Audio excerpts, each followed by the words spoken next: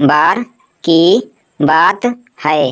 गीता और टीना नाम की दो सहेली थी।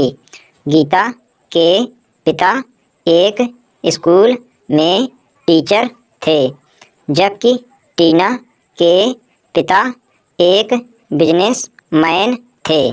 टीना अमीर थी, जबकि गीता गरीब थी।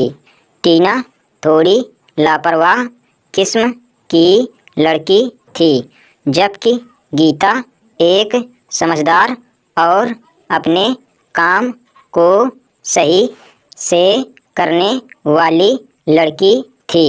कुछ समय के बाद वह दोनों बड़े हुए और एक कॉलेज में पढ़ने लगे।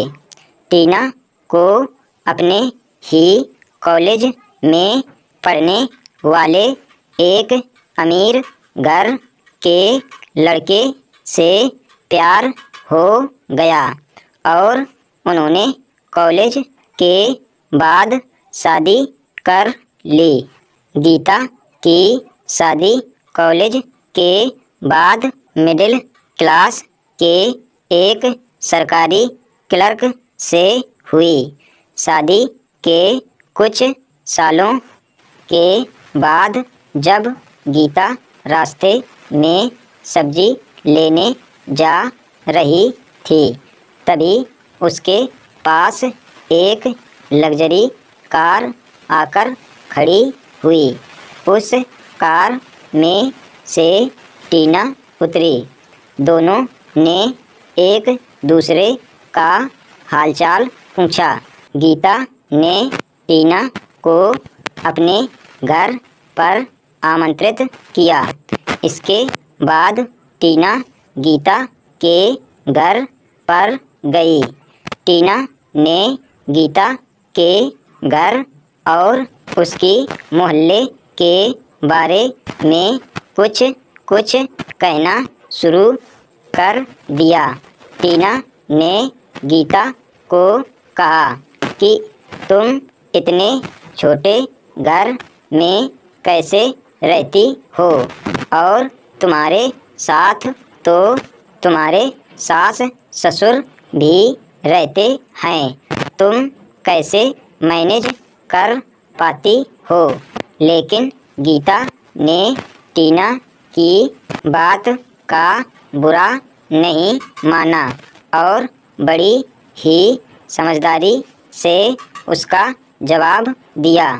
टीना ने गीता को अगले दिन अपने लड़के के बर्थडे पर आमंत्रित किया।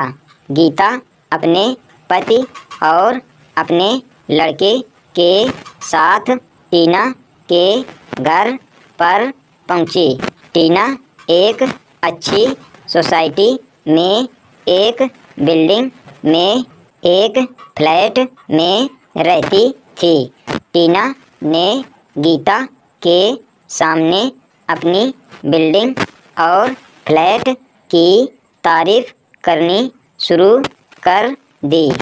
गीता ने टीना से जब उसके पति के बारे में पूछा तो उसने कहा कि वह आज अपने बेटे के बर्थडे में नहीं आ पाएंगे क्योंकि वह बिजनेस में बिजी हैं।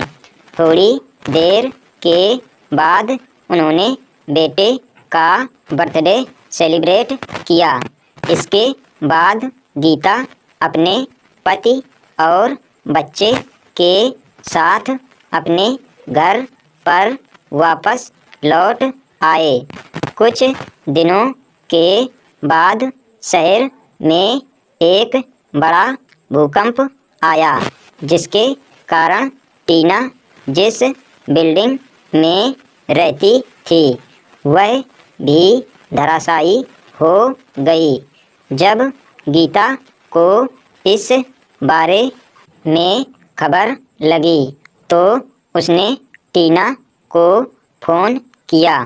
टीना ने बताया कि हादसे के वक्त वह बिल्डिंग में नहीं थी, लेकिन अब उनके पास रहने के लिए घर नहीं है। गीता ने अपनी सहेली को जब तक दूसरे घर का जुगाड़ नहीं होता, अपने घर में आने के लिए कहा। टीना अपने पति और बेटे के साथ गीता के घर पर गई।